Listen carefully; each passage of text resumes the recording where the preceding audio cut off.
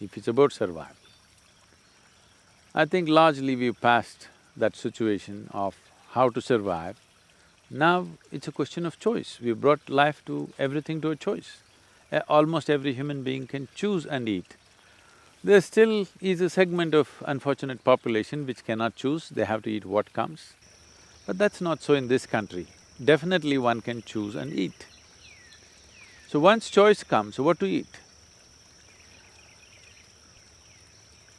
There's a whole dimension of how to know what to eat and what not to eat. If I go into this is an elaborate affair, but every human being can generate the necessary awareness that if food appears, you know what to eat and what not to eat. Above all, what kind of food is your system designed for? That is the kind of food you eat. Don't make food into a philosophy or a religion. Food is about the body. It must go through the system with minimum amount of resistance. For example, because the question is about vegetarian or non-vegetarian, how we look at the food is, if you eat any food, what is happening is the food has to become a part of your system, it has to be integrated to become you. If the food that you consume has a very complex sense of memory and information, then our body's ability to break it and make it a part of ourselves is reduced.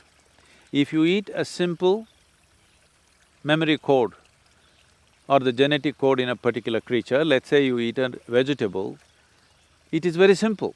Or in other words, in the evolutionary scale, whatever is furthest away from you, that's what you must consume.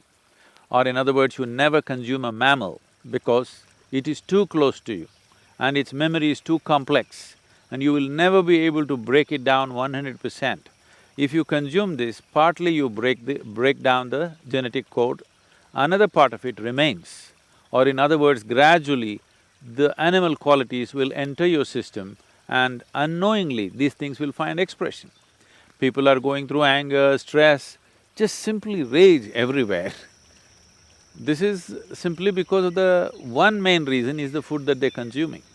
So, whatever is the simplest memory code, that is what you must consume so that easily you can break it down and make it a part of yourself, or whatever is furthest away from you. In the evolutionary scale, that's the best thing.